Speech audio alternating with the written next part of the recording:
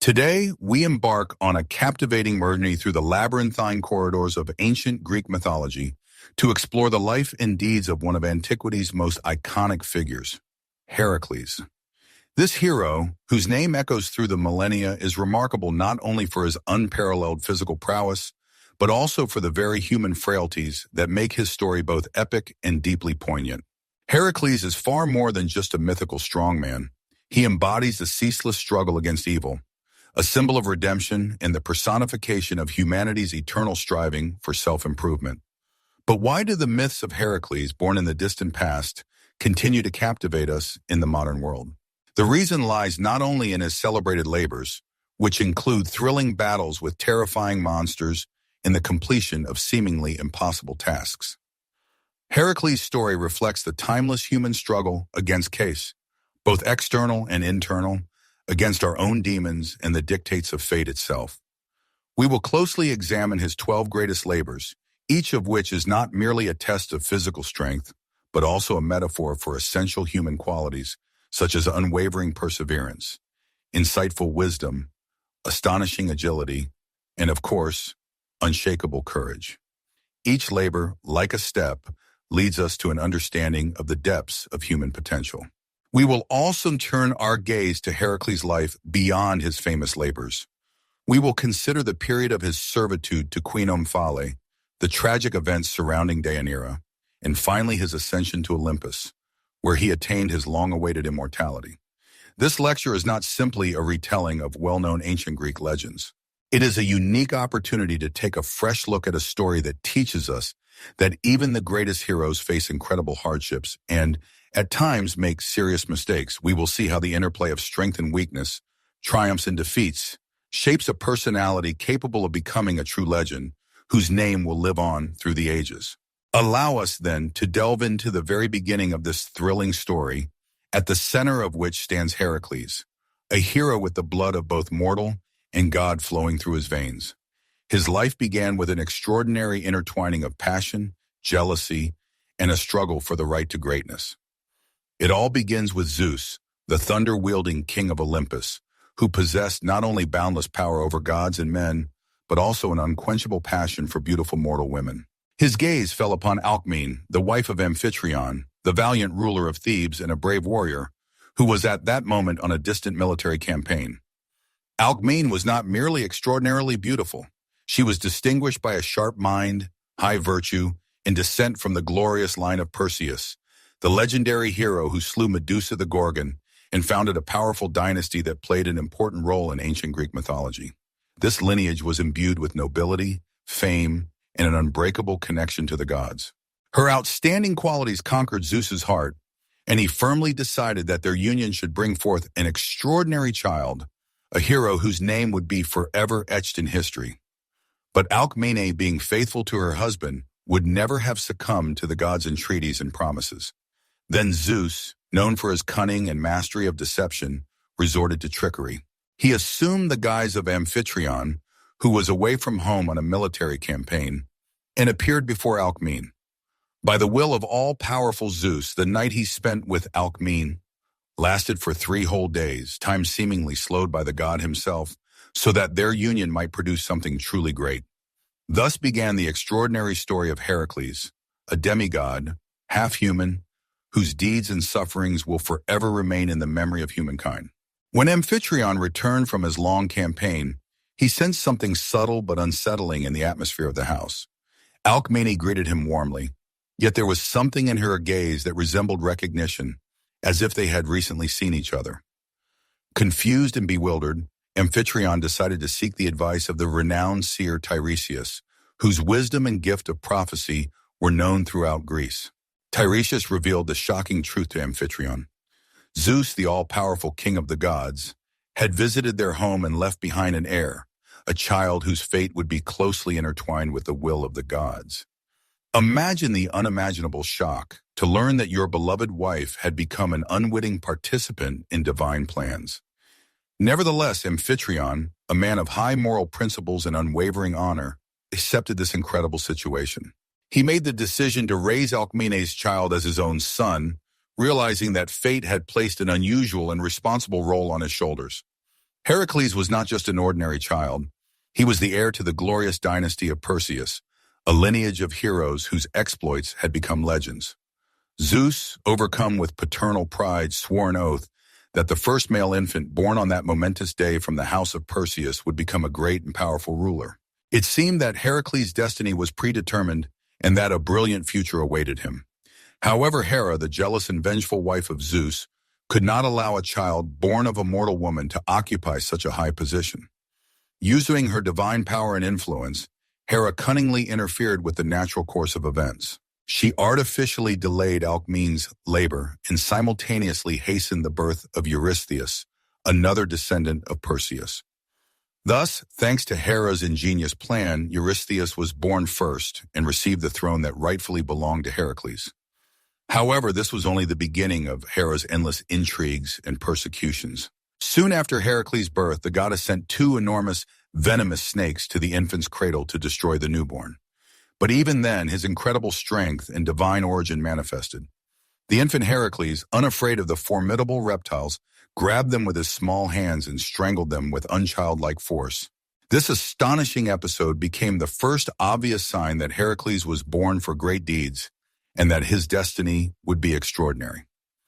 Heracles grew up under the watchful protection of his earthly father, Amphitryon, who taught him the art of war, horsemanship, and other necessary skills of a true hero. Despite being deprived of the throne, fate prepared him for a different, more difficult, but also more glorious path to greatness, a path that lay through a series of incredible trials that would later make his name immortal. Heracles' life, despite his divine origin, was never easy or cloudless.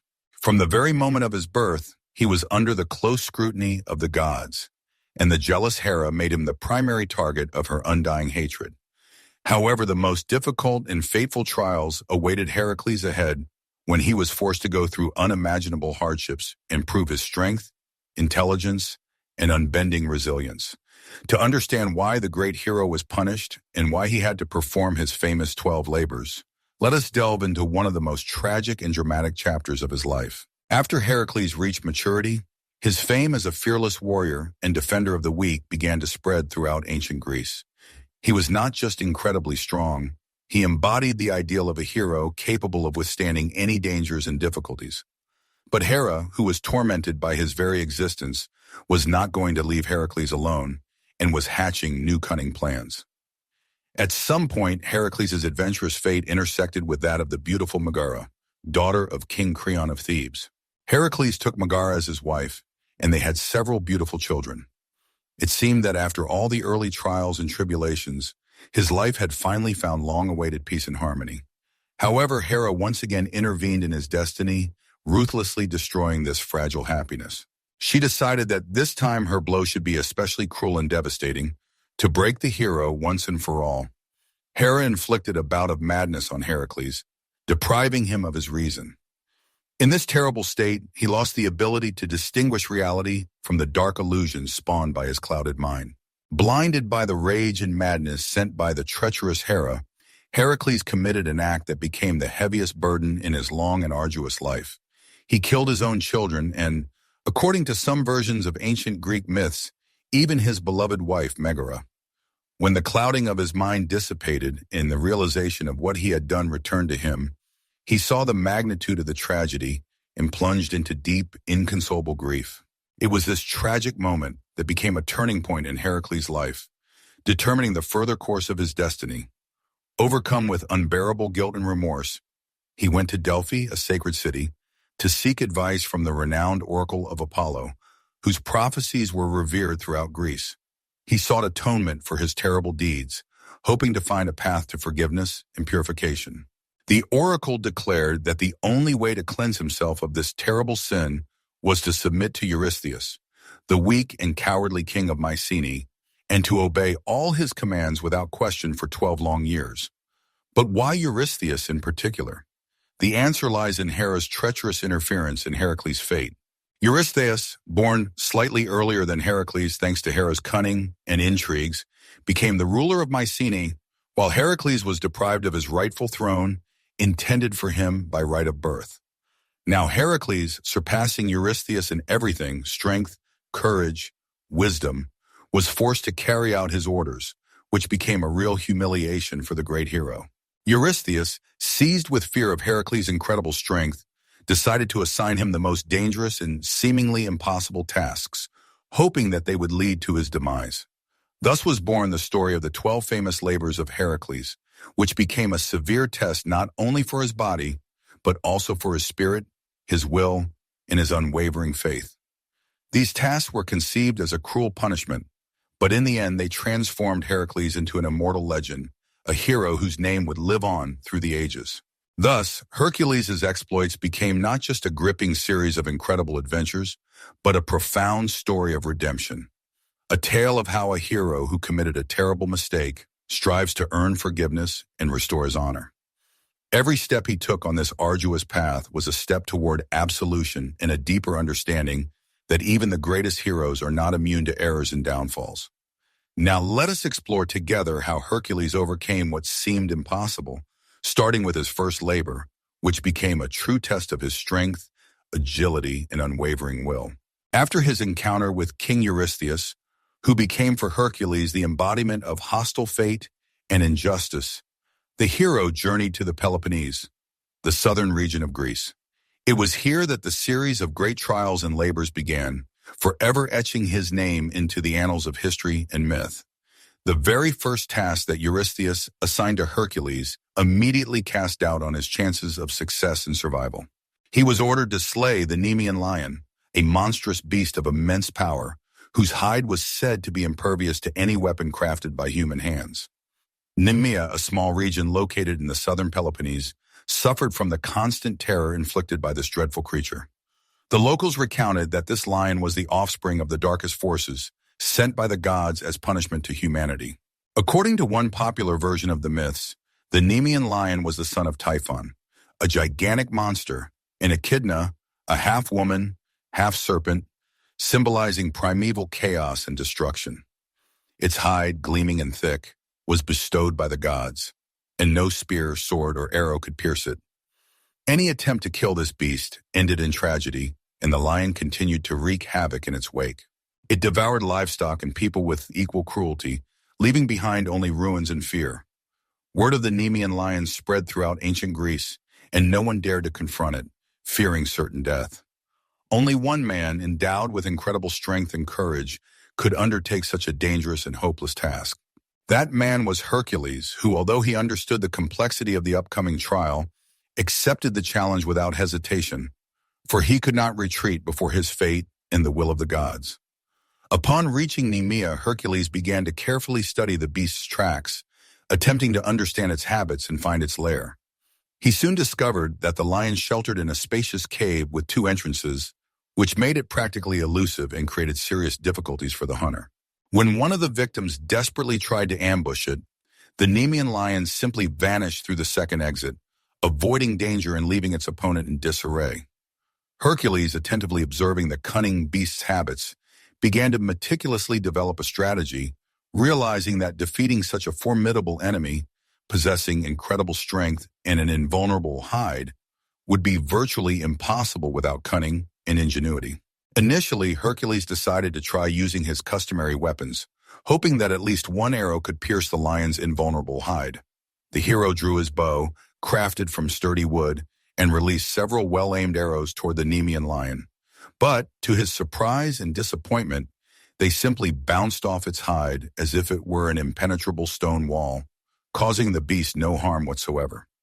He then made another decision, to block one of the cave's exits with an enormous boulder, to corner the beast and deprive it of any chance of retreat.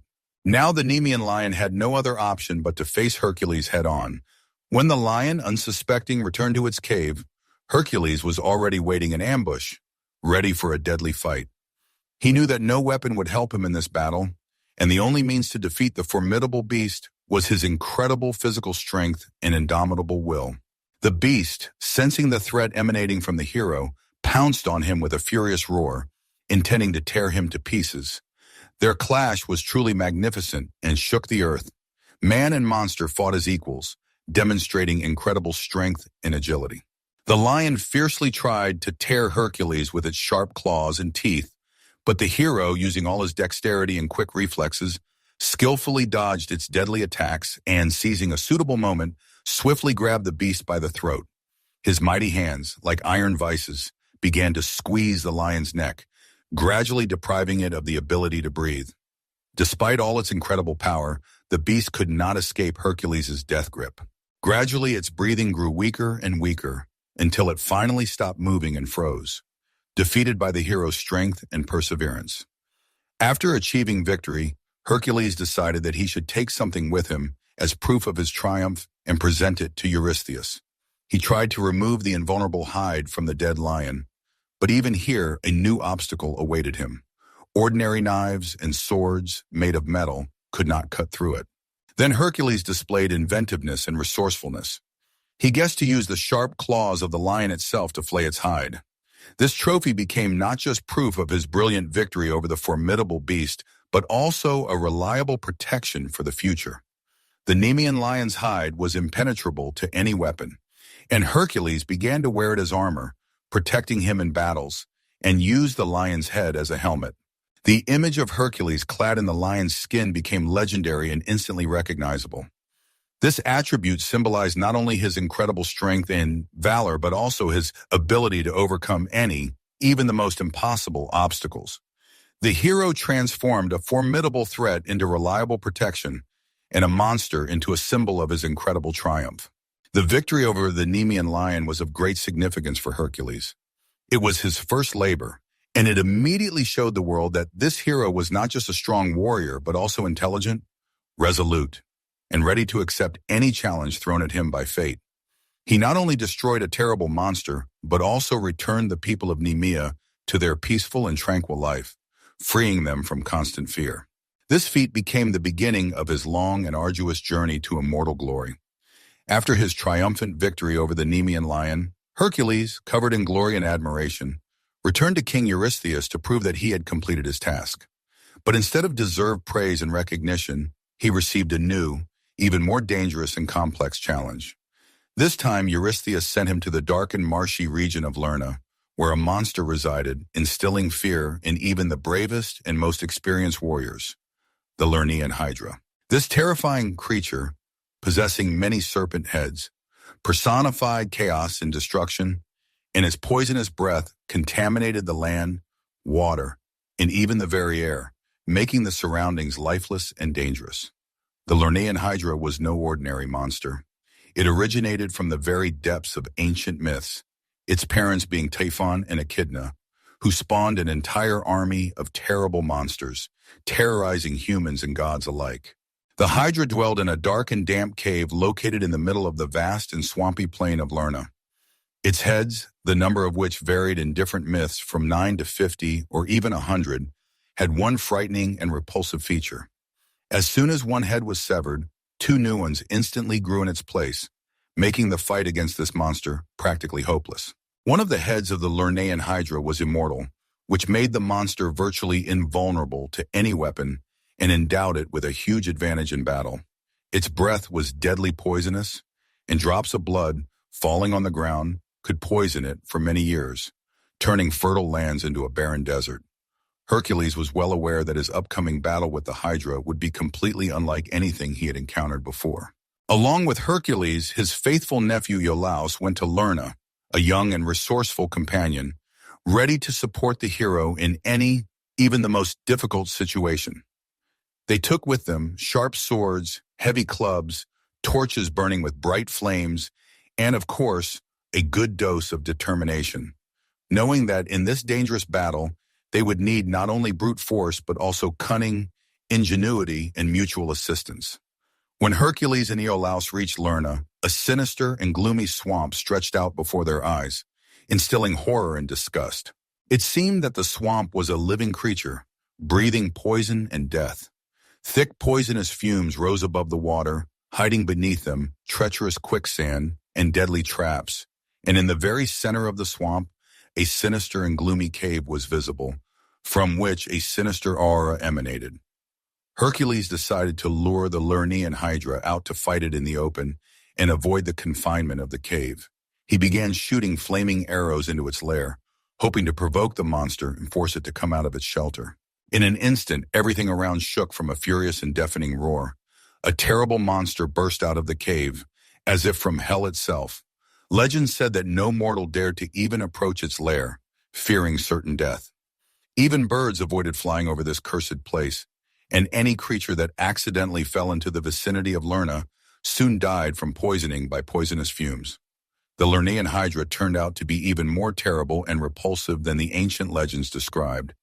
Its numerous serpent heads writhed in the air, spitting poisonous saliva, and its eyes sparkled with wild and insane rage, ready to destroy all living things in its path. Hercules, wasting no time, hurled the first arrow at the Hydra and then grabbed his heavy club, crafted from sturdy wood. With incredible speed and strength, he began smashing one head of the Hydra after another, hoping to destroy the monster as quickly as possible. But then something strange and frightening happened. From each severed head, two new, even more furious and malevolent heads instantly grew, ready to avenge the hero. Heracles quickly realized that he could not defeat this dreadful monster alone, and that without assistance, he would not be victorious. Iolaus, who was carefully watching the battle, suddenly had a brilliant idea. Fire could stop the growth of new heads. Grabbing a burning torch, he began to quickly cauterize the Hydra's severed neck stumps immediately after Heracles chopped off another head. Fire turned out to be the key to victory over the Hydra, as the high temperatures prevented new heads from growing. But the last immortal head of the Lernaean Hydra remained, which had to be destroyed in order to finally defeat the monster. It was the fiercest and most dangerous of all, with thick green smoke pouring from its mouth, capable of instantly killing anyone who dared to approach too closely. Heracles fought the immortal head of the Hydra with all his might, demonstrating his incredible strength and endurance, until he finally cut it off with his sharp sword. But even then, the immortal head continued to writhe, threatening everyone around it. Heracles decided to bury the head deep in the earth and press it down with a huge and heavy stone so that it would never threaten people again and would not be able to escape from its confinement. After his victory, Heracles collected the poisonous blood of the Lernaean Hydra. It was a deadly poison, and the hero dipped his arrows in it, making them an incredibly dangerous and deadly weapon. These poisoned arrows would play a key role in his future feats and adventures. But not everyone recognized his success and valor in this battle.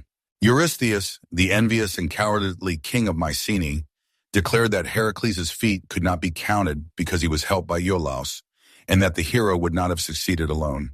However, Heracles himself knew that he had defeated not only the terrible Hydra, but also his own fear of evil, which seemed invincible. This feat became a symbol of purification from sins and proof that even the most terrible and powerful monster can be defeated if one shows ingenuity, courage, resilience, and mutual assistance. And the Nemean lion's hide, which Heracles carried with him from his first feet onward, and the poisoned blood of the Lernaean Hydra with which he smeared his arrows, became an excellent addition to the hero's enormous strength and unsurpassed skill, making him virtually unbeatable in battle. After his resounding victories over the terrible Nemean lion and the multi-headed Lernaean Hydra, Heracles was to face a new, no less difficult test, requiring not so much brute physical strength as patience, endurance, cunning, and agility. Eurystheus, seeking to put the hero in the most difficult position and break his will, ordered him to capture the Ceryneian hind, a sacred animal belonging to the goddess of the hunt, Artemis. The Ceryneian hind, also known as the Hind of Artemis, was not just an ordinary animal but a true miracle of nature, created by the hands of the gods. Its golden antlers sparkled in the sun like precious stones, and its bronze hooves made melodious sounds, like the ringing of bells, as it sped across mountain slopes and dense forests. The hind was sacred to the beautiful goddess Artemis, who considered it her favorite animal, a symbol of purity, innocence, and the protection of wildlife. Anyone who dared to harm this sacred animal would incur the wrath of the mighty goddess Artemis, which could turn into countless misfortunes and sufferings. Eurystheus, well aware of the close connection between the Ceryneian hind and Artemis, wanted to put Heracles before a difficult choice. Either he would violate divine law and offend the goddess, or he would fail to complete his assigned task, thereby proving his weakness.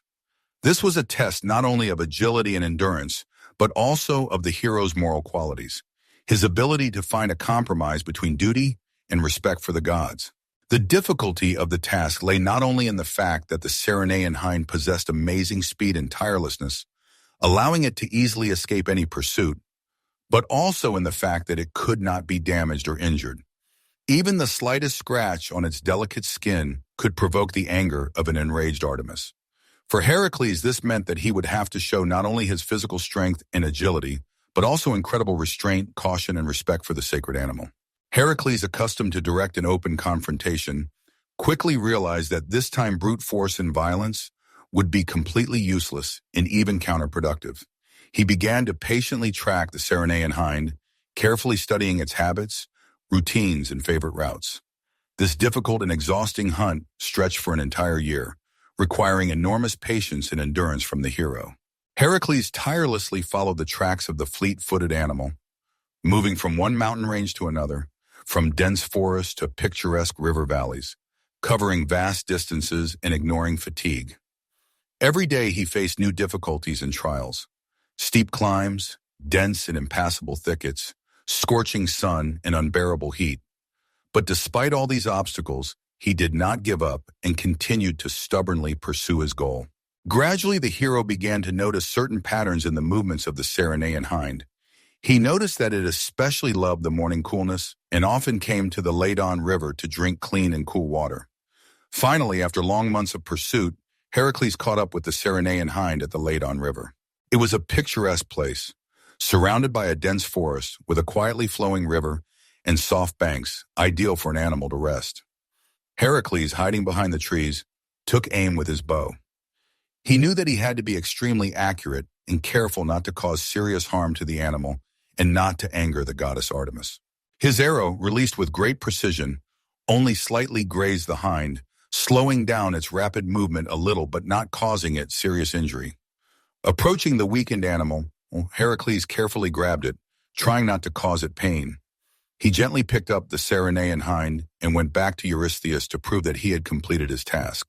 When Heracles brought the live Cyrenaean hind to King Eurystheus, the latter, impressed by the beauty and grace of the animal, wanted to keep it for himself as a valuable trophy. But Heracles knew that this sacred creature belonged to the goddess Artemis and could not be held by a mortal man. He skillfully diverted Eurystheus's attention and, unnoticed, released the hind, allowing it to return to the sanctuary of the goddess, where it was safe and under reliable protection. This wise decision clearly demonstrated that Heracles respected not only the orders of mortal rulers, but also the sacred divine laws established by the almighty gods. This feat symbolized patience, endurance, ingenuity, and the ability to act with respect for nature and divine forces. The capture of the Cyrenaean hind became not only a difficult part of his numerous trials, but also a valuable lesson for all who learned this instructive story. It clearly showed that brute force and violence are not always the only way to achieve a goal. Sometimes the key to victory lies in patience, respect for the surrounding world, and the ability to find a compromise. Heracles had just successfully completed an exciting and difficult trial with the Cyrenaean hind, and King Eurystheus, driven by envy and a desire to humiliate the great hero and prove his insignificance, devised yet another seemingly impossible task for him. This time, Heracles was ordered to capture alive the terrible Erymanthian boar, which inspired fear and awe in all the inhabitants of the surrounding lands.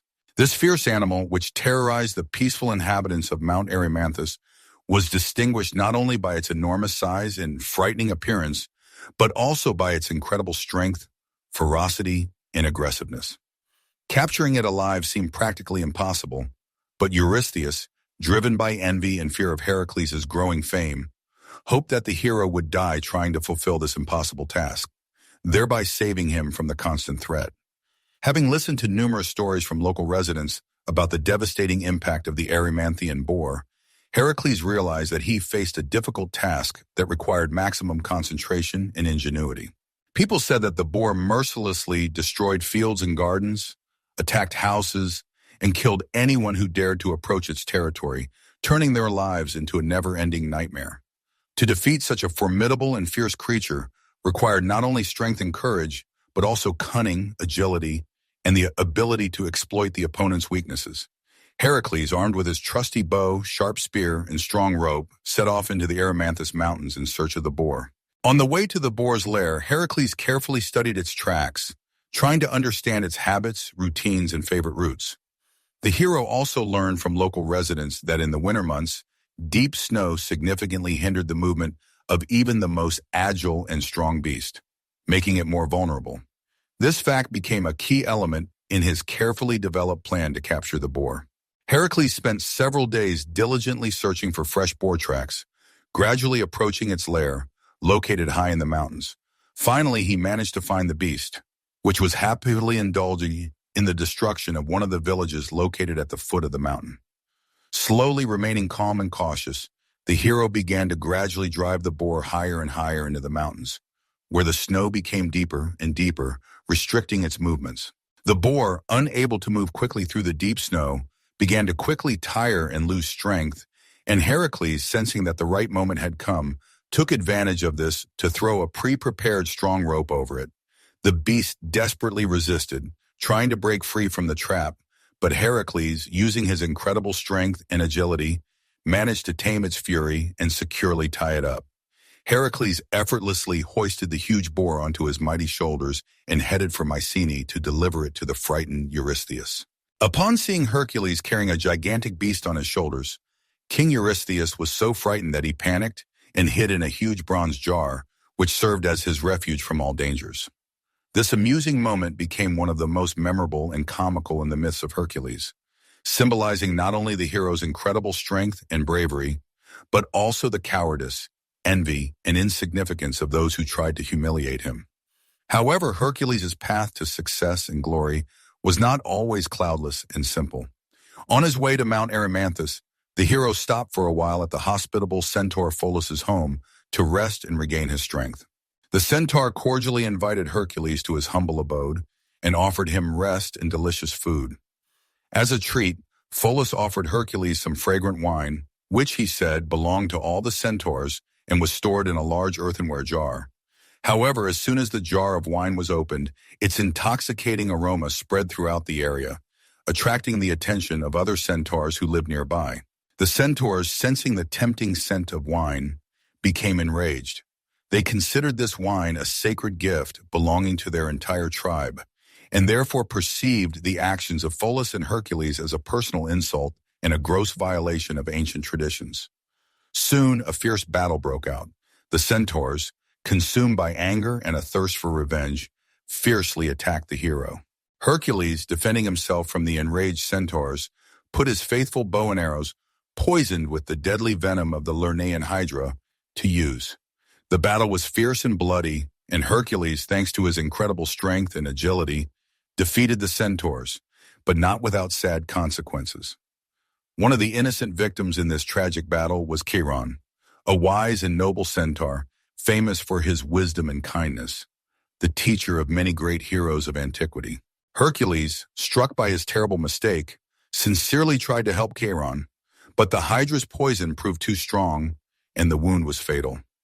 Chiron suffered unbearable pain, but could not die because he was an immortal being. In the end, Chiron, unable to endure the torment, voluntarily renounced his immortal nature in order to find long-awaited peace and relief from suffering. This sad episode became an important lesson for Hercules for the rest of his life. He realized that his incredible strength could bring not only salvation and protection, but also destruction and death if used thoughtlessly and rashly. The episode with the centaurs underscores the complexity of the moral choices Hercules constantly faced, and the tragic consequences of even the most noble intentions. It was not just a conflict of physical strength, but also a moment of deep realization that even the strongest and most valiant heroes are not immune from mistakes that can lead to unpredictable and tragic consequences. The Erymanthian boar symbolized wild power and indomitable nature, but Hercules was able to show patience, cunning, and strategic thinking to deal with it without resorting to brute force. This feat showed everyone that straightforward strength is not always the main key to victory. Sometimes cunning, observation, and the ability to use circumstances to one's advantage are far more important to outwit an opponent. The conflict with the centaurs became a vivid illustration of how easily chaos and destruction can be provoked by disrupting established harmony and traditions. Hercules learned to accept the consequences of his actions, understanding that great power requires great responsibility and that every action has a price. The Erymanthian boar became not only a test of Hercules' physical strength, but also of his moral qualities. His ability to make difficult decisions and be responsible for them. Each completed task enriched the hero's life experience and brought him closer to understanding his own nature and his role in this world. After Hercules successfully completed the most difficult and dangerous trials, he was assigned one of the most unexpected and, at first glance, most ridiculous tasks: to clean the Augean stables, which had not been cleaned for many years. This feat, despite its apparent simplicity and even comical nature, is actually a perfect example of how Hercules combined his incredible strength with intelligence, resourcefulness, and ingenuity, finding unconventional solutions to the most complex problems. Once Hercules, at the urging of his king Eurystheus, received a humiliating task: to clean the huge stables of Augeas, the powerful king of Elis, which had not been cleaned of manure for 30 years. Given that these stables contained thousands of heads of cattle, which left behind an incredible amount of manure, the task seemed almost impossible and disgusting. However, Hercules approached the solution to this seemingly hopeless problem with incredible courage, self-confidence, and ingenuity. His ingenious plan was to change the course of two full-flowing rivers, the Alpheus and the Peneus, which flowed near the Augean stables. He firmly decided to direct the powerful streams of water through the stables so that they could wash away all the accumulated dirt over the years and turn the stables into a perfectly clean place. This bold decision was not only original and effective, but also extremely difficult to implement, as it required precise control of powerful water flows, which in itself was an extremely dangerous and risky undertaking. Hercules broke through wide channels, connecting the riverbeds with the stables, changing the natural course of the water, and their powerful waters rushed into the stables, quickly and efficiently cleaning them of all dirt and manure. In just one day, Hercules brilliantly coped with this colossal and seemingly impossible task, and the stables became perfectly clean and fragrant, as if they had just been built. This feat would have been practically impossible for any other hero, even with immense strength, but Hercules, showing all his strength, resourcefulness, and strategic mind, managed to accomplish it with brilliance. However, despite the obvious effectiveness and originality of this solution, Hercules' feat of cleaning the Augean stables was not perceived by everyone as an absolutely heroic and flawless act. Many people in ancient Greece believed that using natural resources, such as full-flowing rivers, to complete the task was not entirely honest and noble heroism. Some found it difficult to accept the fact that a feat that, in theory, should have been the result of human strength and agility was actually accomplished through a crude interference in natural processes. This caused many debates and discussions, and many believed that Hercules' feat was not pure and sublime enough to be considered true heroism. Nevertheless, Hercules' feat of cleaning the Augean stables, in addition to its practical and physical side, had a deep symbolic meaning. The cleaning of the Augean stables became a kind of metaphor for cleansing society of all the bad and dirty things that have accumulated and overcoming all the obstacles that stand in the way of progress and justice.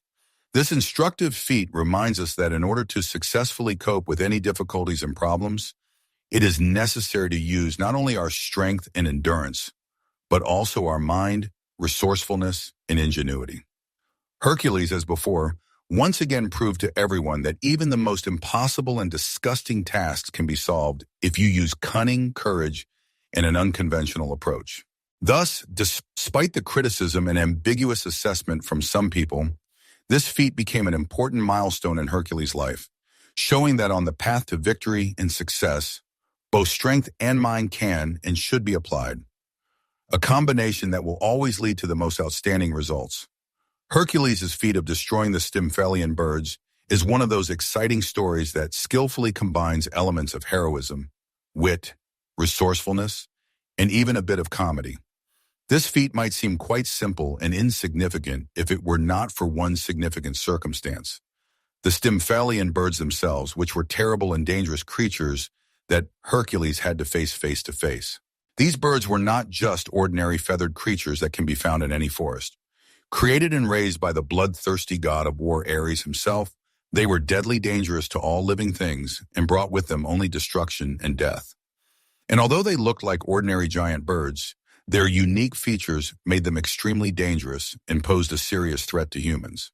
The feathers of these monstrous creatures were made of strong bronze and could easily pierce any armor protecting warriors. And the birds dropped them from a height, like arrows, onto the ground, creating a real bloody slaughter. But what was even more terrible, their beaks and claws were so sharp that even a fleeting encounter with them could be fatal for anyone who dared to get too close.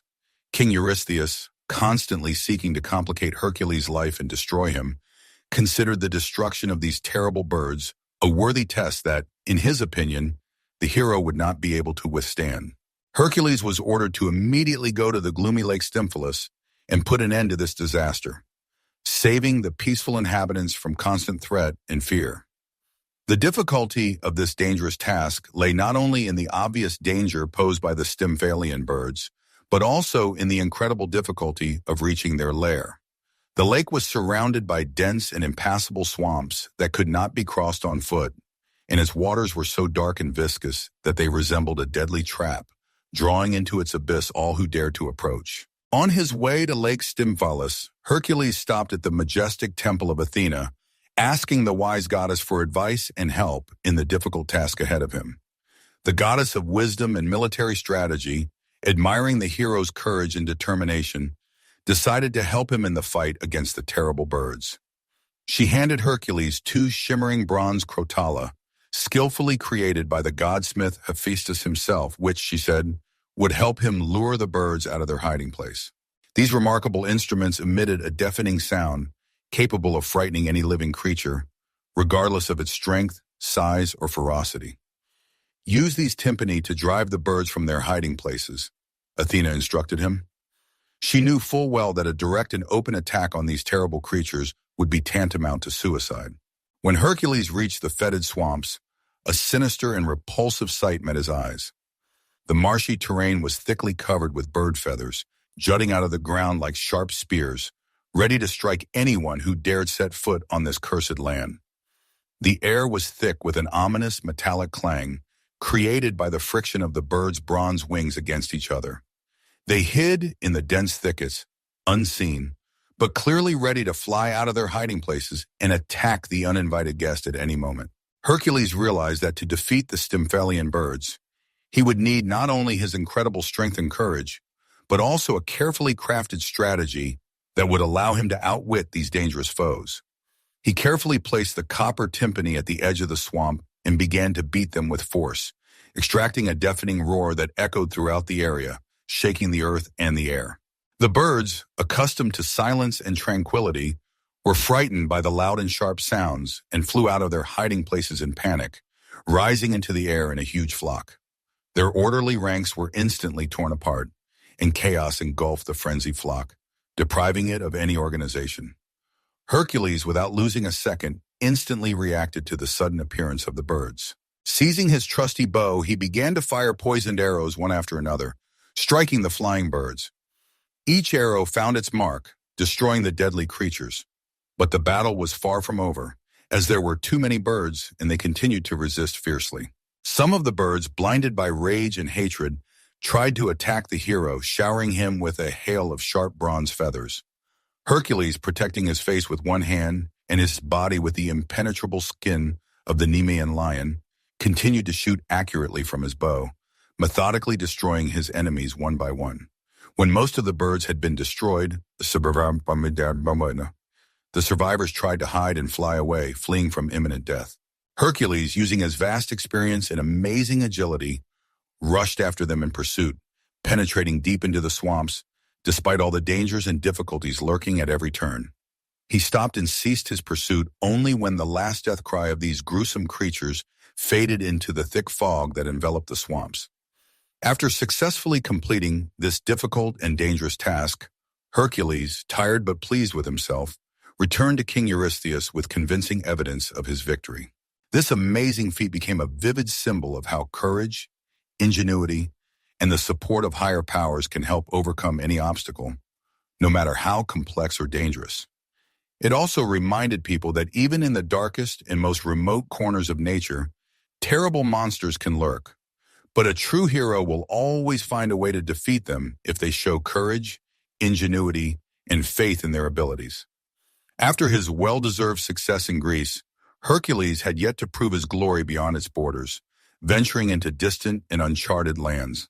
His exploits were becoming ever more complex and dangerous, and King Eurystheus, driven by envy and fear, was constantly seeking new challenges that could break even the greatest and mightiest hero. One such task, designed to bring about Hercules' downfall, was the capture of the Cretan bull, a ferocious animal that had brought chaos and destruction to the famed island of Crete. Hercules had just safely returned to Tiryns after the exhausting and dirty work of cleaning the Augean stables. Barely having had time to catch his breath and rest a little, he appeared before Eurystheus, awaiting his next assignment.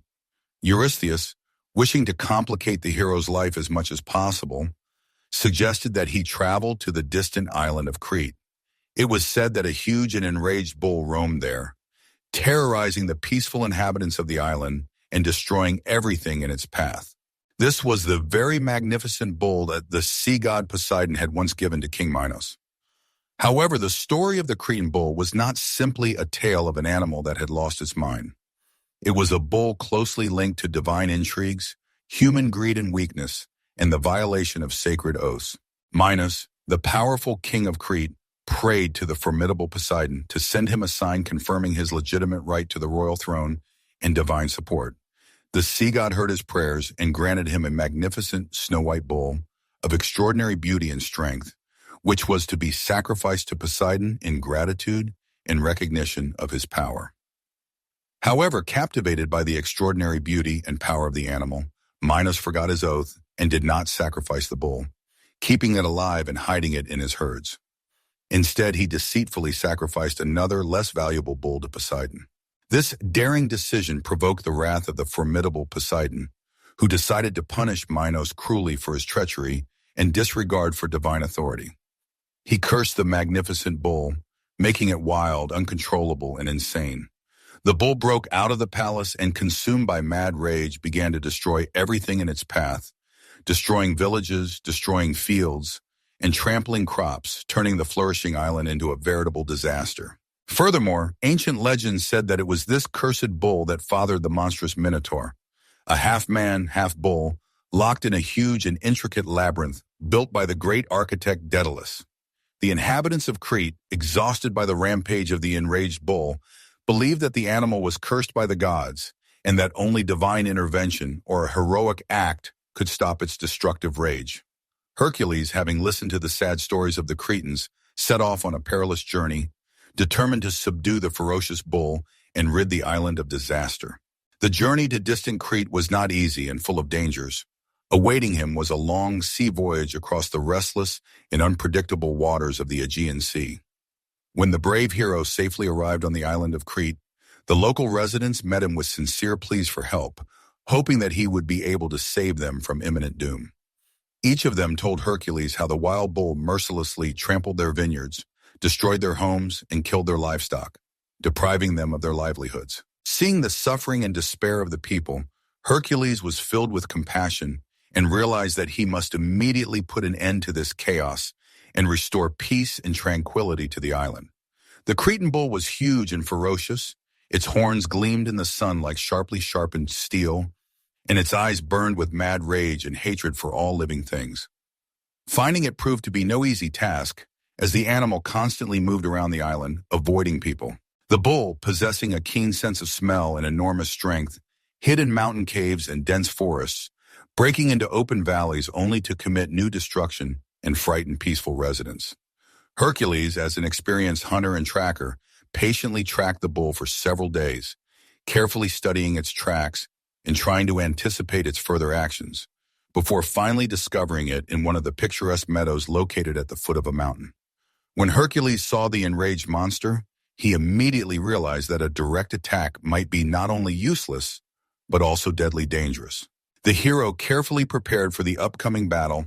He had previously taken sturdy ropes made of thick hawsers and devised a cunning plan to capture the indomitable bull. The enraged bull, seeing Hercules, roared angrily and furiously rushed at him, intending to trample him with its hooves. The hero, showing incredible agility and reaction speed, skillfully evaded the deadly attack of the enraged animal, and then began to maneuver skillfully, forcing it to run in circles until it was completely exhausted and tired. After the bull weakened significantly, Hercules, seizing the moment, rushed at it and deftly tied it with a sturdy rope, depriving it of the ability to move. Having captured the Cretan bull, Hercules decided not to kill it, as he understood that this valuable animal could be useful in the future. Instead, he showed patience and perseverance and gradually tamed the wild animal, demonstrating his ability not only to win by force, but also to control even the most chaotic and destructive forces. Then he safely brought the tame bull onto his ship and delivered it to Terence to present to the frightened Eurystheus. When Eurystheus saw the huge and ferocious bull, he was overcome with panic and horror. He ordered the dangerous animal to be immediately removed from his palace, fearing for his life. Hercules, seeing no point in further demonstrations of strength, released the Cretan bull into the wild, and it continued its wanderings through the Greek lands. The bull swam across the sea and ran to Attica, where it settled in Marathon and began to destroy the fields and frighten the local residents. The young hero Theseus took on the task of saving Marathon from the enraged bull. He tracked down the ferocious bull, engaged it in a fierce battle, and showing courage and skill, managed to defeat it. Then Theseus triumphantly led the defeated bull to Athens, where it was sacrificed to the gods, putting an end to the destruction and suffering. This feat did more than simply demonstrate Hercules' incredible strength and his ability to handle the most dangerous creatures. It was a vivid symbol of his ability to tame the forces of chaos, restore order, and fight the tragic consequences of human pride and treachery. The story of the Cretan bull remains an eternal reminder that even the greatest gifts require responsibility and careful handling, and broken promises and disregard for divine will can lead to the most terrible disasters. After defeating the Cretan bull, Hercules once again found himself facing a new, even more dangerous and complex test. This time, the task given to him by King Eurystheus was no less dangerous and mysterious than the previous ones. He was to journey to the distant lands of Thrace to capture the mares of Diomedes, fearsome and bloodthirsty man-eating horses that no mortal could tame. These terrifying animals, who fed on human flesh, struck terror throughout the region and posed a serious threat to human life. Like all previous assignments, this new ordeal required of Hercules not only tremendous physical strength and stamina, but also incredible courage, resourcefulness, cunning, and of course a readiness for the mortal dangers that might lie in wait for him at every turn. The history of these horrible horses was inextricably linked to their cruel owner, King Diomedes, ruler of the powerful Thracian tribe of the Bastones. Diomedes was known for his boundless cruelty, bloodthirstiness, and utter disregard for human life. He used his enemies and prisoners captured in numerous wars as food for his insatiable man-eating mares, taking perverse pleasure in watching their suffering. These ferocious animals, locked in fortified stalls, were guarded by a large and well-armed army, and they inspired terror in everyone who heard of them, making them shudder with fear. The horses, deprived of the opportunity to move freely, were constantly bursting for freedom, destroying everything in their path, and their sharp, razor-like teeth could easily bite through even strong metal chains made of the finest steel. Hercules, without hesitation, accepted the new assignment and set off on a long and dangerous journey, gathering a small band of loyal and tested companions willing to share all the hardships and deprivations with him. He knew very well that dealing with the wild mares and the cruel King Diomedes would not be easy, so he began in advance to gather information about the location of his fortress, the features of its defense, and the number of guards. Reaching Thrace, the valiant hero was able to see for himself how strongly fortified the mares' stalls were and how well they were guarded. Diomedes' fortress was surrounded by hundreds of fierce and merciless warriors, ready to defend their tyrant and his gruesome man-eating horses at any cost. Under cover of night, Hercules and his small detachment stealthily penetrated the territory of the enemy fortress, choosing the most vulnerable spot in its defenses.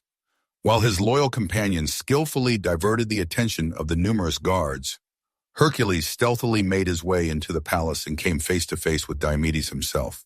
A fierce battle ensued between the hero and the cruel king, in which the treacherous Diomedes tried to use all his strength, cunning, and cruelty to defeat Hercules and emerge victorious. However, Hercules, relying on his unsurpassed fighting skills, enormous strength, and courage, managed to overcome Diomedes and kill him in an honorable duel. According to one popular legend, to tame the bloodthirsty mares, Hercules fed them the body of their cruel and hated master, Diomedes. This unusual solution satiated the hungry animals for a time and temporarily calmed them, allowing the hero to curb their wild rage and take control of them. Having tied the mares with strong chains, Hercules began the long and arduous journey back to Mycenae. The horses, despite being tamed, remained very dangerous and unpredictable. They constantly broke free, tried to attack their tamer, and posed a serious threat to those around them. But Hercules, thanks to his incredible strength and unwavering determination, managed to hold them back and successfully deliver the bloodthirsty animals to the cowardly Eurystheus. However, upon seeing the huge and ferocious man-eating mares, Eurystheus was horrified and panicked. He immediately ordered the dangerous animals to be released so that they would no longer pose a threat to him and his subjects. According to legend, the bloodthirsty mares were soon torn apart by wild beasts living in the surrounding forest, and their terrible story became a dark legend passed down from generation to generation. This feat of Hercules was not just another test of his strength and courage. It vividly demonstrated that a true hero is capable not only of coping with the most dangerous and difficult tasks, but also of bringing order to chaos, even if it means facing the most cruel and inhuman forces. The victory over the mares of Diomedes and their cruel master symbolized the triumph of justice and order over the cruelty, barbarism, and chaos that reigned in the world. After the successful completion of the previous 12 labors, Hercules received a new and unusual task from the cowardly king Eurystheus to obtain the magic girdle of Hippolyta, queen of the legendary Amazons. This girdle was not just a beautiful ornament or a symbol of royal power. It represented the immense power and unwavering strength of Hippolyta as the leader of a nation of mighty and fearless warriors, and it was given to her by Ares himself, the fearsome god of war, in recognition of her military merits. Eurystheus, captivated by the beauty and grandeur of Hippolyta's girdle, intended to present it to his spoiled daughter Admete, and for the execution of this complex and dangerous mission, he sent none other than Hercules himself. The Amazons lived in a distant and little-known part of the world, presumably on the coast of the Black Sea, in lands full of mysteries and dangers. To reach the distant and mysterious lands of the Amazons, Hercules and his faithful companions had to overcome many difficult trials, requiring strength, courage, and endurance from them. They crossed high and dangerous mountain passes, fought against the turbulent and unpredictable currents of rivers, and encountered warlike tribes who were hostile to strangers and looked suspiciously at foreigners. The path to the goal was full of dangers and deprivations, but Hercules, possessing his tireless strength, unbending will, and unwavering determination, continued to move steadily forward, overcoming all obstacles in his path. When Hercules and his faithful companions finally reached the shores of Themyscira, the capital of the legendary Amazons, they were met with an unusual and unsettling silence. The city was surrounded by powerful wooden walls rising above the surrounding terrain, behind which could be seen numerous tents, towers, and training grounds. The Amazons, known for their caution and militancy, watched the approaching strangers from afar, warily peering at the figures of men who had approached their impregnable lands. These fearless women, famous for their martial skills and independent spirit, had long been prepared for any invasion of enemies and were constantly training, honing their combat skills. Hippolyta, their mighty and just queen, proudly emerged from the city gates to personally meet the arriving strangers and learn about the purpose of their visit. Her magic golden girdle, given to her by the god of war Ares, shimmered in the sun like a symbol of her invincibility and divine power. Tall, slender, with the stern gaze and a spear in her hand, she confidently approached Hercules to learn the purpose of his visit to their lands. Hercules, politely bowing his head in respect, told the queen about his mission and explained that he had been sent by King Eurystheus to ask her to give up her magic girdle. Hippolyta, having listened to him attentively, surprised everyone with her unexpected and generous answer. Not only did she not reject Hercules' request, but she also expressed her willingness to voluntarily hand over her magic girdle to him in order to avoid unnecessary bloodshed and maintain peace between her people and the foreigners. It seemed that everything was going perfectly and the feat would be completed without any difficulty. However, the gods of Olympus, who always interfered in the affairs of humans, could not allow Hercules' feat to be completed so easily and quickly without struggle and adventure. Hera, the powerful wife of Zeus, watching what was happening from the heights of Olympus, was extremely displeased that Hercules was managing to complete this difficult task without a fight or any serious obstacles. She decided to intervene in the course of events and provoke a conflict between the hero and the Amazons. Taking the form of one of the ordinary Amazons, Hera inconspicuously appeared in the warrior camp and began to spread false and provocative rumors. These treacherous men have come to our lands to kidnap our beloved Queen Hippolyta and seize her magic girdle. They will destroy our beautiful city, enslave us, and turn us into their slaves, she whispered maliciously, spreading panic and distrust. The words spoken by Hera, like poison, quickly spread through the ranks of the Amazons, causing a storm of indignation and outrage. Anger and distrust of foreigners quickly gripped the warriors. The women, believing the false rumors, began hastily gathering weapons, preparing for an immediate battle with the treacherous invaders. Huge crowds of Amazons flocked to the main square of the city, their faces full of determination to protect their queen and their people. Hippolyta, having learned what was happening, tried to stop her angry warriors, but it was too late. The seed of discord sown by Hera had borne fruit. Hera, pleased with her cunning and treachery, watched with pleasure as silence and tranquility gave way to the furious roar of war and chaos. The Amazons, driven by a thirst for revenge and a desire to protect their queen, surrounded Hercules' camp in a tight ring. From the city gates, like a turbulent stream, poured horsewomen on war horses, with bows drawn and spears ready for an immediate attack. Hercules and his faithful companions, suddenly realizing that they would not be able to avoid a bloody battle, quickly took up defensive positions, preparing for a desperate defense. The Amazons were the first to enter the battle, showering the enemy camp with a hail of deadly arrows. Their arrows, like a deadly rain, fell upon the heroes' camp, sowing death and destruction. Hercules, covered by a large shield, deftly dodged the flying arrows and lightning fast sent his own in response, striking enemies with incredible accuracy. His faithful companions fought alongside him, demonstrating their bravery and loyalty. But the Amazons, acting as one, steadily advanced, skillfully using their honed combat skills and carefully crafted strategy. Seeing that their forces were significantly inferior to the number of enemies, Hercules decided to use his incredible strength and rich combat experience to turn the tide of battle. He began swinging his heavy club, scattering foes like dry leaves before an autumn wind, leaving them not a single chance of victory.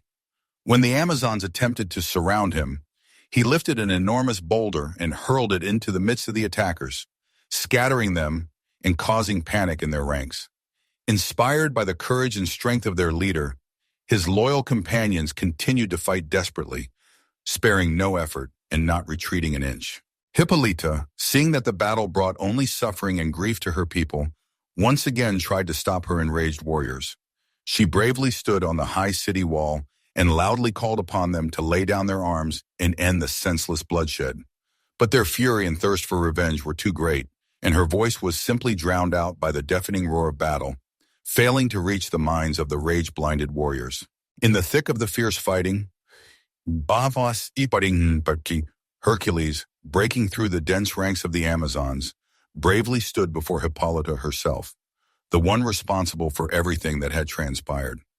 Upon seeing Hercules, the queen finally realized that the war had been a terrible mistake, caused by the cunning intrigues of gods seeking to sow discord between her people and the strangers.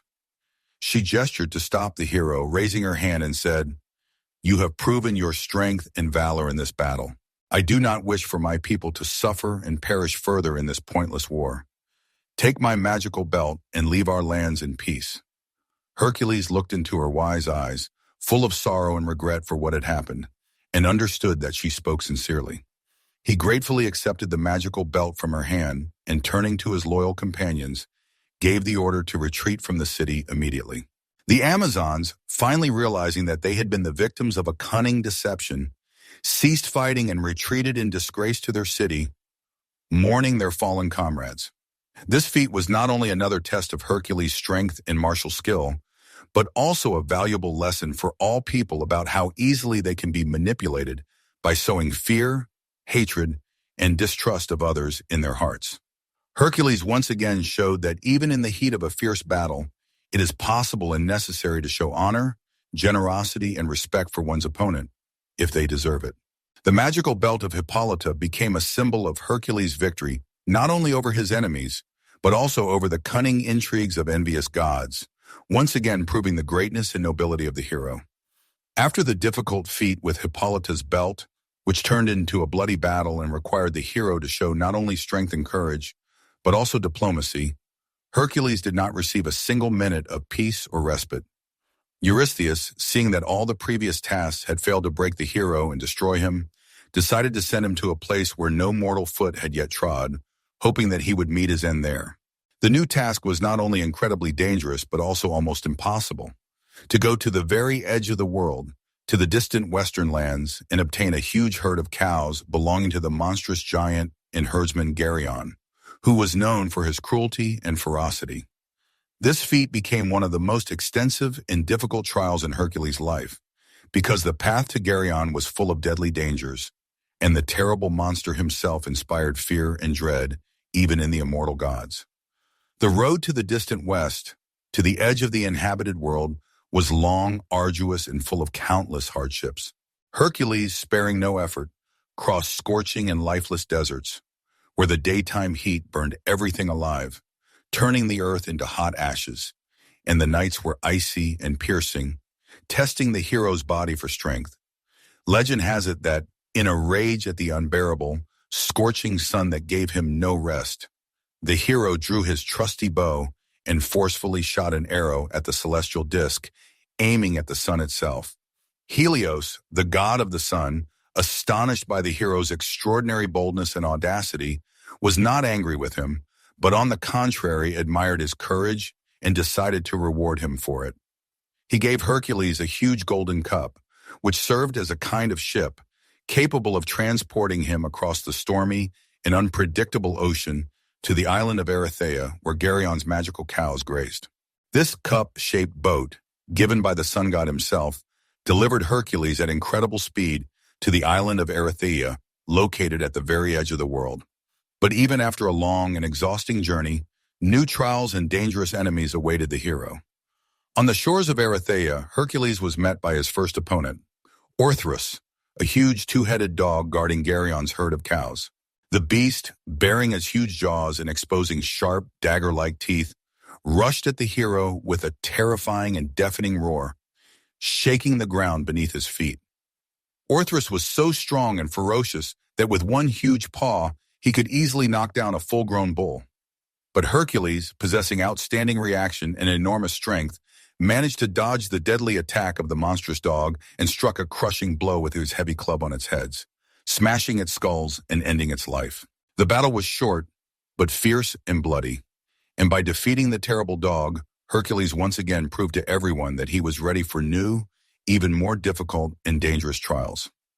After the victory over Orthrus, the herdsman Eurytion, Geryon's faithful servant, appeared on the battlefield, sent by his master to protect the herd from the encroachments of the stranger. He was a huge and strong man, possessing brute force, ferocity, and animal agility, devoted to his master to the death. He tried to attack the hero with a sharp spear and a sturdy shield, but Hercules, fighting with the composure and confidence of an experienced warrior, repelled all his attacks and struck down the herdsman Eurytion with several precise and crushing blows, ending his life. When the sad news of the death of Orthrus and Eurytion reached the terrible Geryon, he flew into an indescribable rage and, seized by a thirst for revenge, hastened to the battlefield to personally deal with the insolent stranger. Geryon, who was the embodiment of horror and cruelty, appeared before Hercules in all his monstrous glory. He was a real monster that inspired awe and fear even in the most fearless warriors. 3 huge torsos joined into one made him a terrifying and almost invincible opponent. Each torso possessed a separate head, a pair of strong arms and legs, which allowed Geryon to fight as if he were three experienced warriors at the same time, posing a serious threat to anyone who dared to stand in his way. His enormous strength, incredible speed, and ability to fight with three bodies at once would have made any mortal freeze in horror and despair. Hercules understood that in open battle he would have little chance of defeating this terrible monster, so he decided to use his best weapon, a bow and arrows, carefully soaked in the deadly poison of the Lernaean Hydra, which could kill any living creature. When Geryon, furious and confident in his victory, appeared on the battlefield to fight Hercules the hero, wasting no time, fired his poisoned arrow, aiming straight at the monster's heart. The poisoned arrow, released by the hand of the great hero, reached its target and struck Geryon in his most vulnerable spot, piercing all three of the monster's torsos at once, ending his life and sending him to the gloomy realm of Hades. Geryon represented a complex and multifaceted metaphor, symbolizing various vices and shortcomings of human nature. His three bodies symbolized enormous strength, boundless power, and unquenchable greed, as well as an insatiable desire for control over everything around him, recognizing no boundaries or rules. The killing of Geryon was not only a victory over a terrible monster, but also an important act of asserting order over chaos and justice over evil. This difficult battle once again showed everyone that even the most multi-headed and powerful evil can be overcome by the strength of spirit, unwavering determination, courage, and valor. After his victory over the terrible Geryon, Hercules gathered the huge herd of cows and prepared for the long and exhausting journey home. It seemed to him that the most difficult and dangerous things were already behind him, because the terrible three-bodied monster had been defeated, and the island of Erythea no longer held any threats. But, as it turned out, the trials did not end there, and the hero was yet to face new difficulties. Hera, who always harbored an unquenchable hatred for Hercules because of his divine origin from Zeus, once again decided to interfere in his fate and prevent him from fulfilling his duty. Hera, watching the hero's next successful feat, was enraged by his latest victory and decided at all costs to complicate the task and prevent him from delivering Geryon's cows to Tiryns. To hinder Hercules, the cunning goddess sent a swarm of gigantic and bloodthirsty horseflies to the herd of cows, which immediately pounced on the unfortunate animals. These terrible insects, according to legend, were not just large horseflies, but also incredibly evil, bloodthirsty, and persistent creatures that gave no one peace. They bit the cows painfully, causing them unbearable suffering and frightening them to such an extent that the huge herd scattered in different directions, losing its formation and unity. For Hercules, this became a serious problem that required immediate solution. He had to chase after the scattered cows all over the vast area, trying to gather them together and return them to the herd. For several days, Hercules tirelessly crossed dense forests, swampy bogs, and high mountains, tracking down the frightened animals and returning them to their place. He returned each cow to the herd one by one, showing incredible patience, endurance, and resilience, not succumbing to fatigue and despair. Some of the cows were so frightened by the terrible horseflies that they hid in the most inaccessible and secluded places. But Hercules, possessing keen eyesight, incredible energy, and perseverance, found and returned them all. When Hercules finally reached Tiryns with Geryon's cows, Eurystheus, as always, met him with distrust, envy, and malice, unwilling to acknowledge the greatness of the hero. Yet even he, consumed by dark envy, could not deny the obvious greatness and significance of the feat accomplished. Geryon's cattle became irrefutable proof that Hercules had managed to overcome not only the most difficult physical trials and deal with terrible monsters, but also to successfully resist the insidious intrigues of the envious Hera, unfavorable natural obstacles, and human greed. Hercules' next trial seemed almost impossible and bordered on madness: to obtain the golden apples from the magical garden of the Hesperides, guarded by a terrible dragon. These fruits, given by the beautiful goddess of the earth, Gaia, to Hera herself on the day of her solemn marriage to the thunderer Zeus, were a symbol of eternal youth, beauty, and immortality, and possessed magical properties.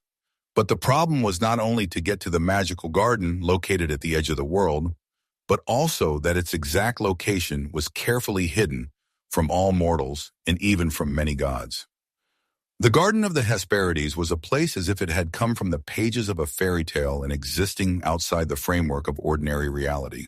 It was located far to the west, beyond the known lands, where the real world mysteriously merged with the mythical, creating a unique atmosphere of magic. It was a place where the eternal sunset painted the sky in bright golden hues, and the trees were hung with precious fruits, shining like little suns, illuminating everything around with their warm light. The Hesperides, the beautiful daughters of the night, cared for this wondrous garden, taking care of each tree and fruit, but they were not its only and main protectors. The huge and fierce dragon Ladon, possessing 100 serpentine heads that never closed their eyes, did not sleep day or night, entwining his scaly body around the magical trees and vigilantly guarding the garden from uninvited guests, so that no one dared even approach it. Hercules, of course, did not know where this mysterious and enigmatic garden was located, so he had not only to perform a feat, but also to find a way to find it, which in itself was a most difficult task. He steeled himself and set off on a long and dangerous journey, which took him many months. He had to cross endless deserts, dense forests, and high mountain ranges, overcoming countless obstacles along the way. His arduous path lay through lands inhabited by mythical creatures, and each step brought him closer to the unknown and full of dangers. He had heard numerous stories and legends about the beautiful garden, where golden apples shine like the sun, but no one knew the exact location of this magical place. In one of the picturesque valleys, Hercules unexpectedly encountered the mighty river god Achilles, who flatly refused to let the hero pass through his lands, blocking his way.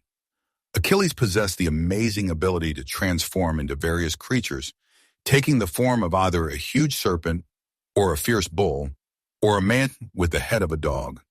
But Hercules, relying on his strength and skill, managed to defeat the river god in a fair and hard fight, forcing him to give way. This unexpected collision reminded the hero that every step on the way to his cherished goal could be associated with new trials and dangers. On the way to the edge of the world, Hercules encountered a gang of fierce giants guarding an important mountain pass and charging a fee for passage through their territory. They tried to block the hero's path, but Hercules, without hesitation, engaged them in battle and struck them down with his heavy club, proving that no one dared to tell him what to do. In addition, the forces of nature also did not spare Hercules, testing his strength. He had to endure severe storms that tore his cloak to shreds and cracked trees around him with a crash, giving him no peace. During his long and exhausting searches, Hercules met various mythical creatures and gods who gave him valuable advice and clues about the possible location of the magical garden of the Hesperides. One of the most important and fateful encounters in his journey was the encounter with the Titan Prometheus, who was chained forever to a high rock as punishment for disobeying Zeus and bringing fire to people, giving them warmth and knowledge. Every day, Zeus's huge eagle flew to him to peck at his liver, causing him unbearable suffering, which miraculously grew back overnight, prolonging his torment. Hercules, moved by compassion for the unfortunate Titan, shot an envenomed arrow from his bow at the eagle and killed it, freeing Prometheus from eternal torment. In gratitude for his release, Prometheus revealed to the hero the secret of how to find the magical garden of the Hesperides and obtain the golden apples. Prometheus told Hercules that he should seek help from the Titan Atlas, who held the celestial sphere on his mighty shoulders and knew all the secrets of the universe. Atlas, like no other, knew well where the garden of the Hesperides was located, since it was his land, located in the far west, where the earth ends and the sky begins. Reaching the very edge of the world where the heavens meet the earth, Hercules saw the Titan Atlas, who stood supporting the sky with his shoulder. This mighty Titan had been cursed by the formidable Zeus and doomed to eternally hold the heavy celestial sphere on his shoulders, unable to rest and straighten up. The mighty Atlas was greatly exhausted by his unbearable burden, crushing him with all its weight. Hercules told the Titan about his difficult mission and offered him a profitable deal. He would temporarily take on the heavy burden of the celestial sphere if Atlas helped him obtain the golden apples from the garden of the Hesperides. Atlas gladly agreed to this proposal, seeing in it a long-awaited opportunity to at least briefly get rid of his eternal curse and rest from the heavy burden. Hercules, without hesitation, stood under the heavy burden of the heavens, resting the celestial sphere on his mighty shoulders, and the cunning Atlas, feeling free from the eternal curse, went to the magical garden of the Hesperides. The Titan turned out to be surprisingly agile and nimble. He deceived the vigilance of the dragon Ladon, lulling him to sleep with the help of a special magic potion obtained from the gods. Atlas plucked 3 golden apples from the magical trees and quickly returned to Hercules, carrying the precious fruits in his hands. When Atlas returned to Hercules with the apples, he felt how pleasant and easy it was to be free from the eternal burden and enjoy life. He offered Hercules to deliver the apples himself to the cowardly Eurystheus, and he would gladly keep the heavens for himself in order to enjoy freedom again. But Hercules, immediately realizing the Titan's insidious intentions, decided to outwit the schemer, showing wonders of ingenuity and resourcefulness. He agreed to Atlas's advantageous offer, but asked him to support the celestial sphere for just a moment so that he could put a soft cloak on his shoulders for comfort and ease of the burden. The unsuspecting Atlas, blinded by the desire to regain freedom, gladly agreed and took the heavens back onto his shoulders, temporarily freeing Hercules from the heavy burden. At that very moment, Hercules quickly took the golden apples and instantly walked away, leaving the deceived Titan to once again perform his eternal and agonizing punishment. When Hercules brought the long-awaited golden apples to the cowardly Eurystheus, the latter, struck by their extraordinary beauty and magical power, did not know what to do with them, became frightened of them, and ordered the hero to immediately return them to the magical garden of the Hesperides. The gods themselves took care to return the magical apples to their rightful place in the garden of the Hesperides, where they were supposed to be. As the great trials of Hercules were coming to an end, Eurystheus, filled with envy and malice, decided to give the hero a final task, which, as it seemed to him, was absolutely impossible and far beyond human capabilities. He ordered Hercules to descend into the gloomy realm of the dead and bring from there Cerberus, the terrifying 3-headed dog guarding the entrance to the underworld and preventing the souls of the dead from leaving its confines. This task was not only incredibly dangerous and difficult to perform, but also symbolically important, requiring the hero to cross the boundary between the world of life and the world of death and return unharmed. Hercules' descent into the gloomy underworld was not only a physical journey into the unexplored depths of the earth, but also a complex spiritual test, a symbol of his ability to overcome the invisible boundaries between life and death, light and darkness. This incredible feat required the hero not only enormous strength and courage, but also exceptional composure, resilience, and deep respect for the strict laws of the world of the dead. The immersion in the dark world of Hades, described in ancient myths, is not just an exciting episode from the hero's life. It is a kind of window into the complex and mysterious world of the ancient Greek idea of the afterlife, full of secrets and dangers.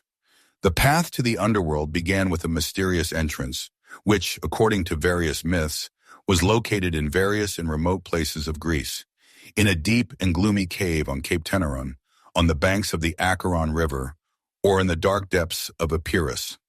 Hercules, carefully prepared for this difficult test after performing a cleansing ritual in the temple of the goddess Demeter, walked toward his goal with a firm determination that radiated in every step, demonstrating his confidence in his abilities. But even he, the strongest and most courageous of all the heroes, felt the growing tension as he approached the gloomy gates, where eternal darkness, cold and oppressive silence reigned. At the entrance to the gloomy realm, he was met by Charon and Cerberus, the first and most formidable guardians of the underworld, not letting anyone through without permission. Charon, the old and gloomy ferryman, was a frightening and mysterious figure, inspiring fear in all mortals. He transported the souls of the dead across the river Styx, which separated the world of the living from the world of the dead, but only those who paid him a small coin, which was usually placed in the mouth of the deceased during burial. Hercules, although alive, thanks to his great fame, incredible strength, and persuasive arguments, managed to persuade Charon to transport him across the dark and troubled waters of the Styx, avoiding the need to pay for the crossing. The waters of the Styx were not just a physical boundary separating two worlds. They symbolize the transition from life to death, a moment when even the greatest heroes felt their mortality and the approach of the inevitable end. When Hercules stepped onto the somber shores of the underworld, he was met with a world unlike anything he had ever witnessed. The shadows of trees and rocks stretched into an endless darkness, creating an eerie and oppressive atmosphere. The air was thick and heavy, and the ground appeared utterly devoid of life, silent and barren. Around him, the souls of the deceased wandered silently, incorporeal shadows lost in their memories and experiences. It was a world without time or sunlight, where everything seemed frozen in an eternal quietude, filled with sorrow and grief. During his arduous journey through the dismal realm of the dead, Hercules encountered numerous specters who, upon recognizing him, either sought his aid and counsel or simply watched him in silence with wonder and curiosity. Among these insubstantial shades were the souls of great heroes and cunning villains, ordinary people, and even some immortal gods punished for their transgressions and misdeeds. This gloomy world was not only the realm of the dead, but also a place where justice was served, and each was rewarded according to their deserts. The souls of virtuous and righteous individuals enjoyed eternal peace and bliss in Elysium, while those who had violated divine and human laws during their lives suffered perpetual and agonizing torment in Tartarus, atoning for their sins. Without pausing, Hercules ventured deeper and deeper into the dark realm until he finally reached the majestic throne of Hades himself, the formidable ruler of the underworld and the kingdom of the dead. Surrounded by a somber and ominous atmosphere, Hades was stern, impassive, and majestic, inspiring awe in all who appeared before his judgment. His kingdom was not characterized by particular cruelty, but its laws were strict and undeniable, and no one dared violate them. Zeus, Poseidon, and Hades, the three mighty brothers, had divided the entire world among themselves into three parts, and the gloomy underworld was his integral portion, where absolute justice and order prevailed. Hades listened attentively to Hercules' request and surprised him with his restraint, calmness, and wisdom. He knew that standing before him was no ordinary mortal, but a true hero whom fate itself had elevated above common people and endowed with extraordinary abilities. Hades agreed to let Cerberus return to Earth with Hercules, but with one strict condition. The fearsome hound must not be harmed, and Hercules must subdue him with his bare hands, without using any weapon, demonstrating his incredible strength and skill. Cerberus, the loyal guardian of the underworld, was not merely a huge and ferocious dog with three heads. His horrifying appearance inspired primal fear. Three heads capable of looking in different directions simultaneously, a serpentine tail that writhed with incredible speed, and breath that poisoned everything around it and carried death. He was a true personification of the underworld itself, a relentless and incorruptible sentinel who would never allow a single soul to leave Hades' dark realm and return to the world of the living. Hercules sought out Cerberus near the very exit of the underworld, where he vigilantly guarded the gates, carefully observing those who attempted to pass through them without permission. Seeing the hero approach, Cerberus snarled viciously, his head thrust menacingly forward, preparing for an immediate assault and intending to tear the audacious stranger to shreds. Hercules, however, did not flinch before the terrifying monster, nor did he retreat a single step. He approached the hound cautiously and coolly, carefully studying its movements and attempting to anticipate its actions. When Cerberus, unable to contain himself, lunged forward with furious intent, Hercules displayed remarkable agility and speed, dodging its deadly fangs and instantly seizing it by the neck with his powerful hands. Despite the beast's incredible might and rage, Hercules held it firmly, straining every muscle in his body to remain standing.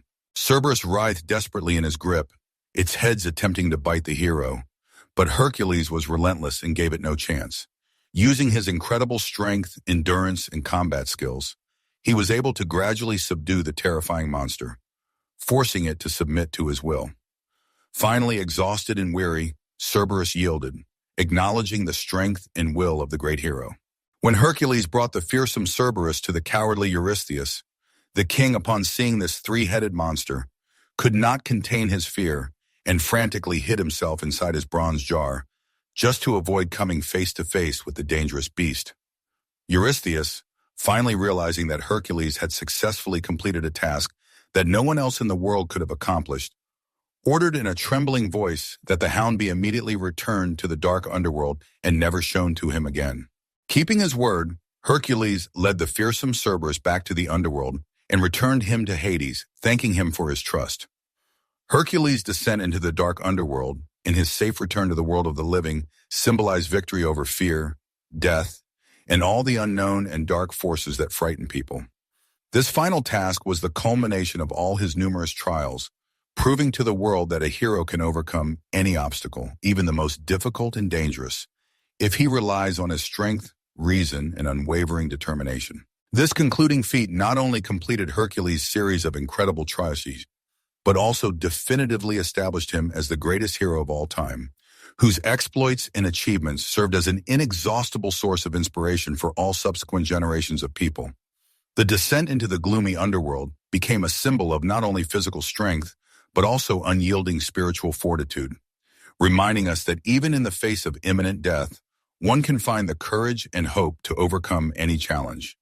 Hercules, whose immense strength and immortal deeds had made him a true legend, unexpectedly found himself in one of the most humiliating and paradoxical periods of his tumultuous life.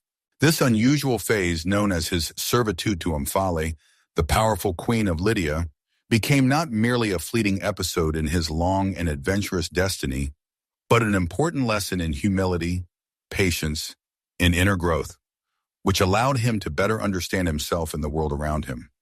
To comprehend how the great hero came to be enslaved by the queen, it is necessary to return to the tragic events that led him to this point and carefully consider how this humiliating ordeal changed his personality and his worldview. After completing his famous 12 labors, Hercules naively believed that all his troubles and misfortunes were in the distant past, and that he could now live peacefully and happily, enjoying a well-deserved rest. But fate, as always, had prepared new and unexpected trials for him, which were to test his strength and endurance.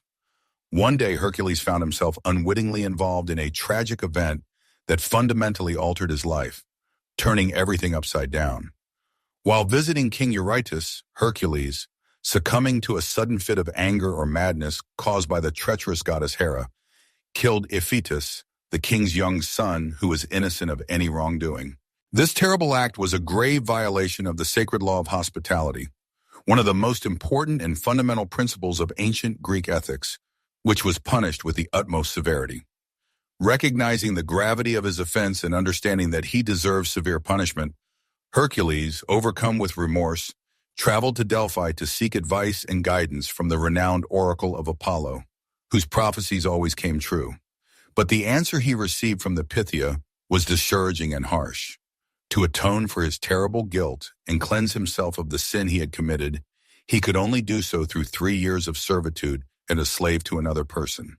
Moreover, he was ordered to sell himself into slavery, and all the money he received for him was to be fully transferred to the relatives of the murdered Iphitus as compensation for their loss. Thus, Hercules, the most powerful, strong, and celebrated of all the heroes who ever lived on earth, found himself in a humiliating position and was put on display in the slave market, like an ordinary captive, where Omphale, the beautiful and powerful queen of Lydia, bought him.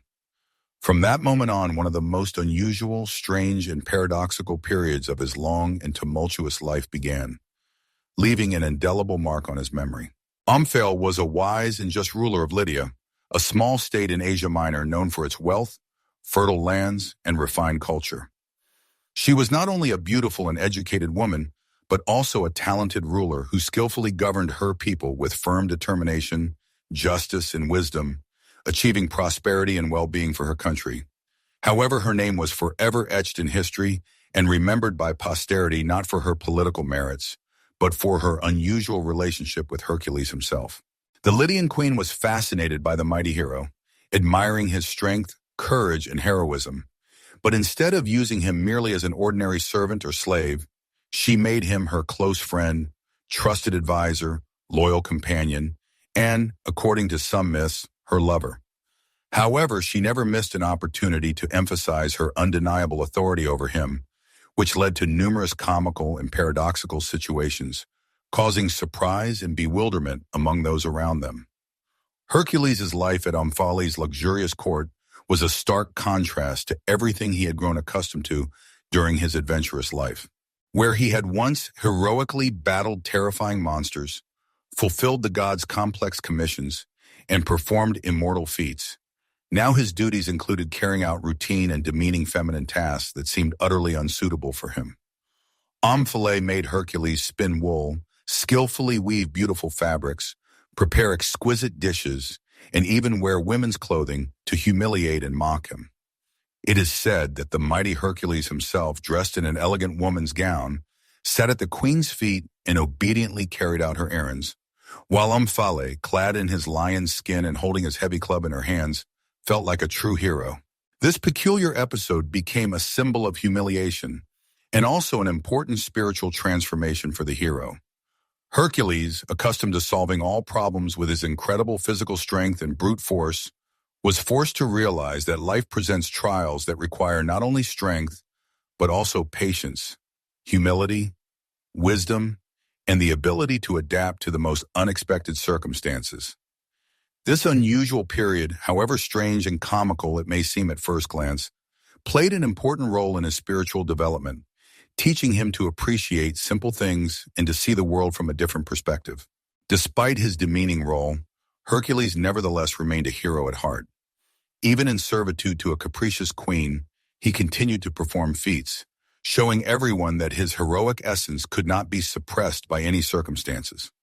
For example, he rid the lands of Lydia of a band of wild and cruel satyrs who robbed villages, attacked peaceful inhabitants, and terrorized the entire district. On another occasion, he defeated a huge and venomous serpent that guarded Omphale's sacred vineyards and prevented the harvest, condemning the people to starvation. These vivid exploits clearly demonstrate that even in conditions that could be called humiliating and unworthy of a great hero, Hercules remained true to himself and his principles.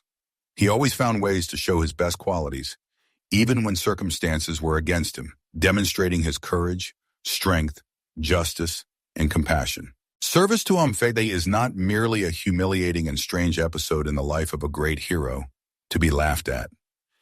It is a profound metaphor showing that even the most powerful, strong, and successful person must go through moments of weakness, humility, humiliation, and loss in order to become better and wiser.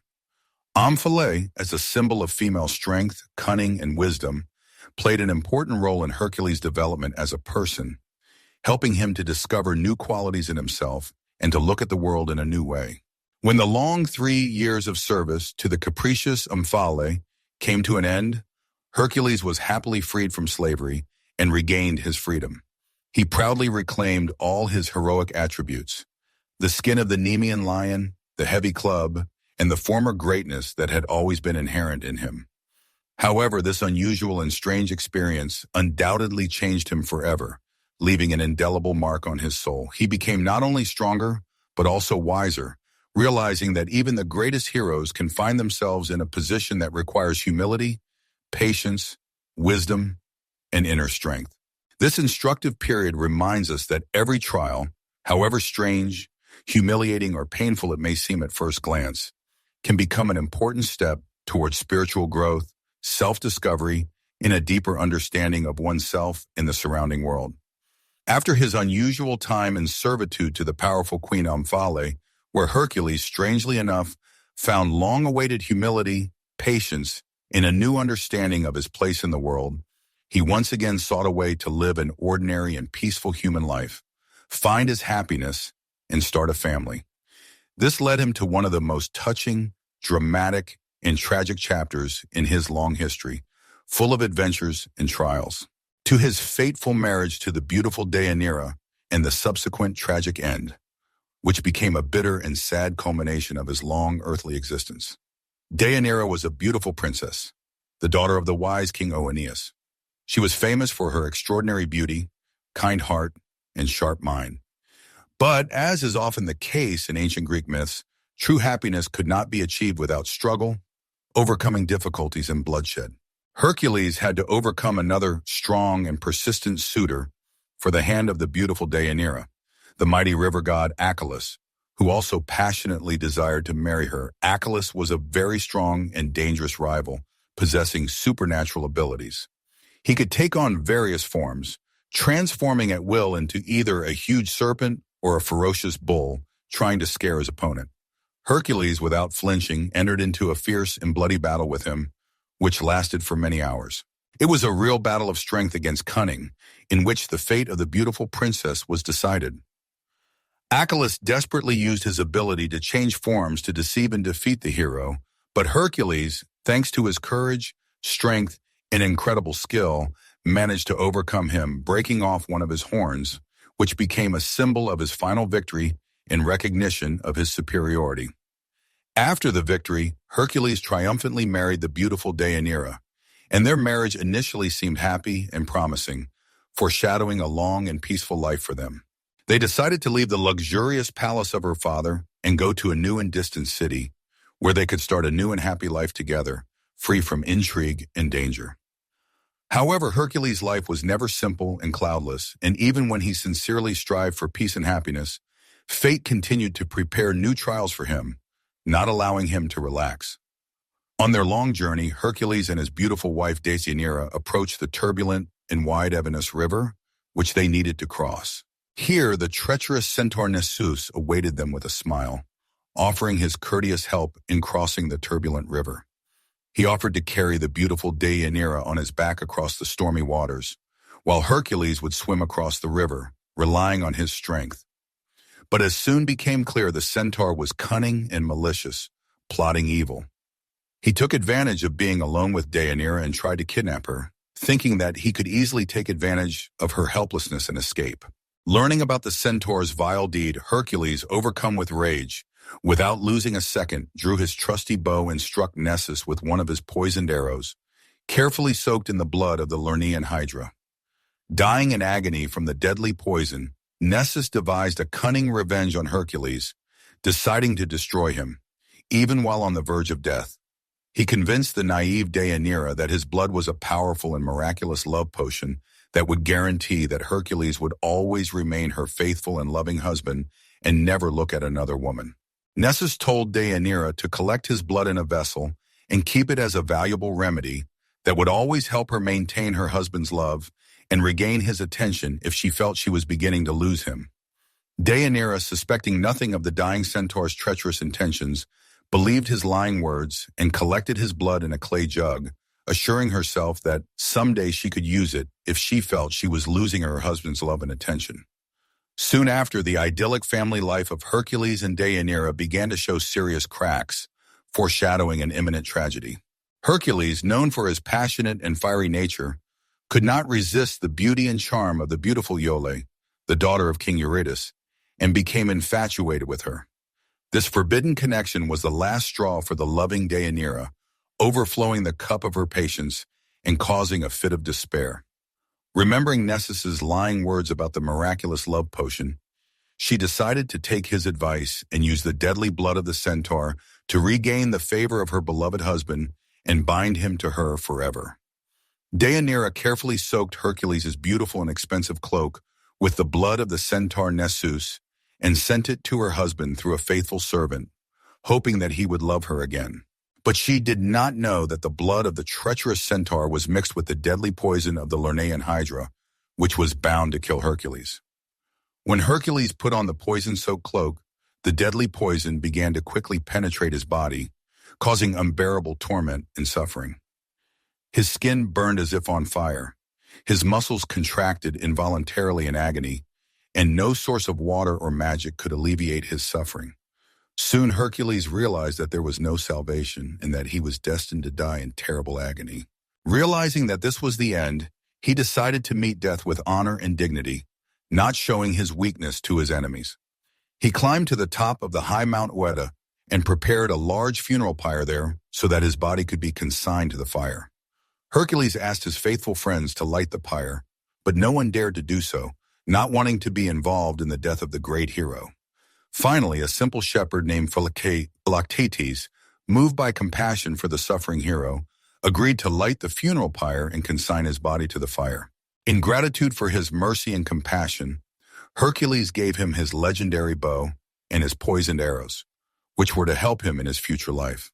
When the flames completely consumed his body, a miraculous event occurred. Instead of perishing in the fire, Hercules miraculously ascended to Olympus, where the almighty Zeus granted him immortality and elevated him to the rank of gods. He became an immortal god and took his rightful place among the greatest Olympians, forever inscribing his name in history.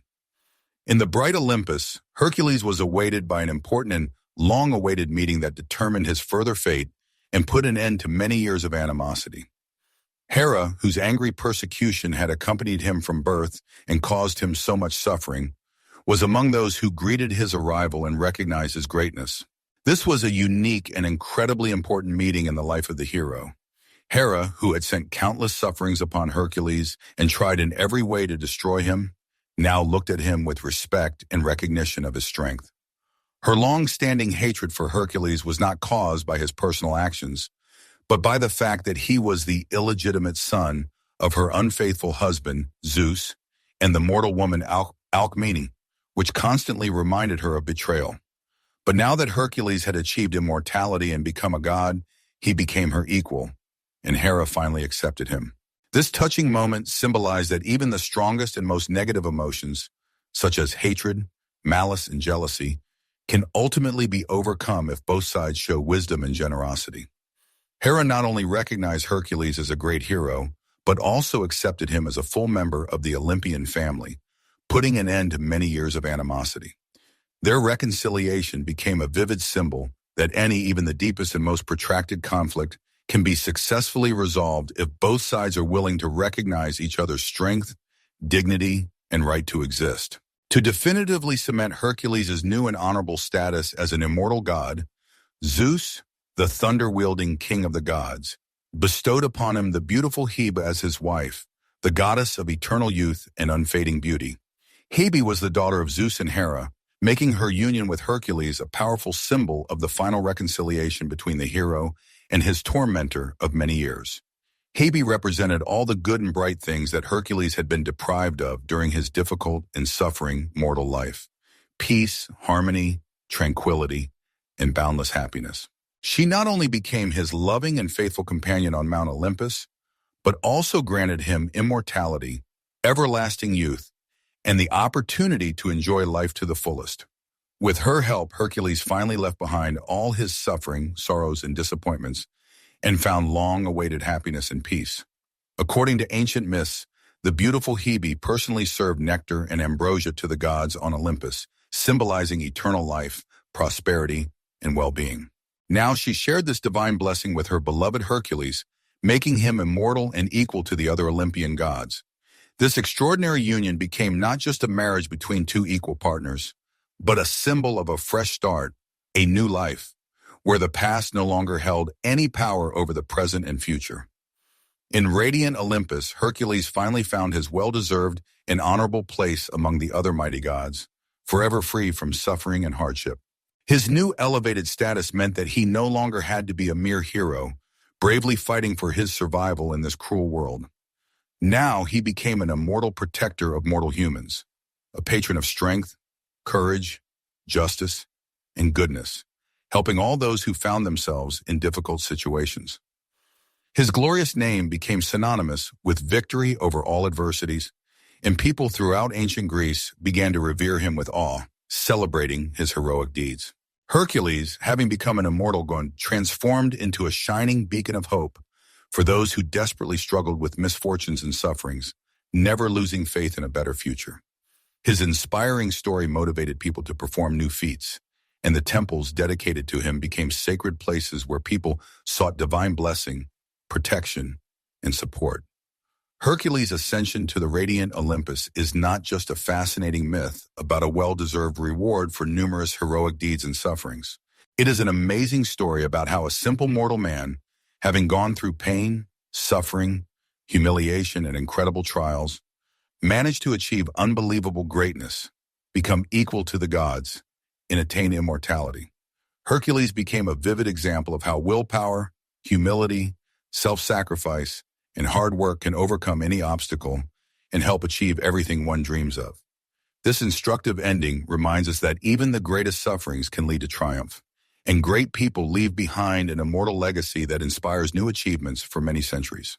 The story of the great Hercules teaches us that true greatness is measured not only by resounding victories and honors, but also by how we handle difficulties, how we react to failures, and how we use our sufferings for spiritual growth and self-improvement. Hercules did not just enter Olympus. He became an integral part of a grand and eternal story, where gods and humans, sufferings and triumphs, reality and myths intertwine into a single narrative of boundless human strength, courage, resilience, and divine majesty. Dear friends, our fascinating journey into the world of ancient Greek mythology has come to an end. We have walked alongside Hercules through all his incredible trials, terrible sufferings, resounding triumphs, and bitter defeats, experiencing everything as if it were real. We have seen with our own eyes how an ordinary man, born from the union of a powerful boy and a simple mortal woman, was able to overcome all the unbelievable obstacles that treacherous fate threw at him, and ultimately earn an honorable place among the immortal gods, taking a worthy seat on radiant Olympus.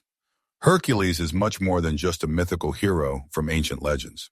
He is a vivid symbol of human resilience, fortitude, courage, determination, and the boundless ability to cope with any adversity, turning it into stepping stones on the path to greatness.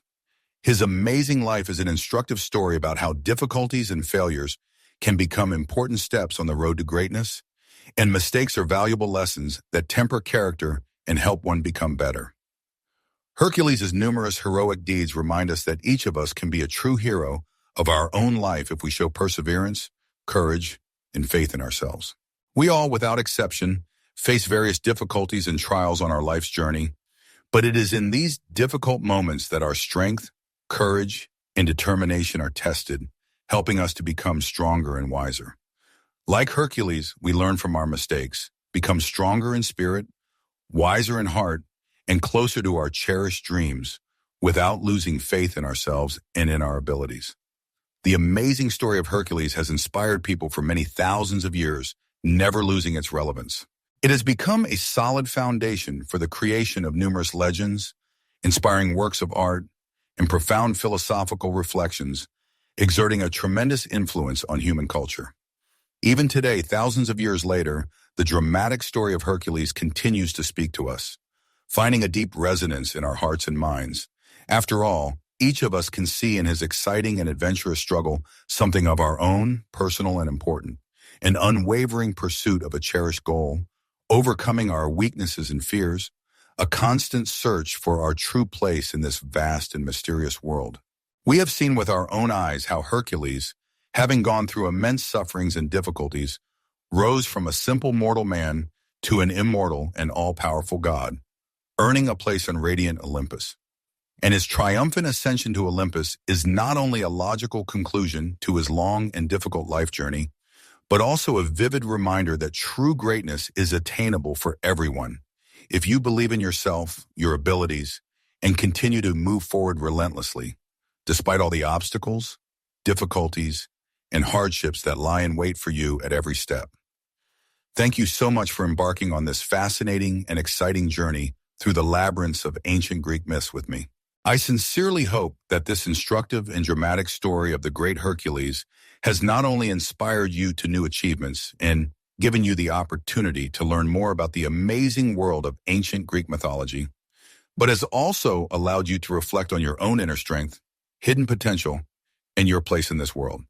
And may the spirit of the courageous Hercules always inspire you to new achievements and heroic deeds. May his unwavering resilience support you in difficult moments of life. And may his well-deserved triumph remind you that great victories always await those who are ready to bravely fight for their dreams without giving up. On this note, our fascinating and informative lecture comes to its logical conclusion. Thank you all for your attention, interest in history, and active participation. Until new interesting encounters and fascinating journeys into the world of myths and legends.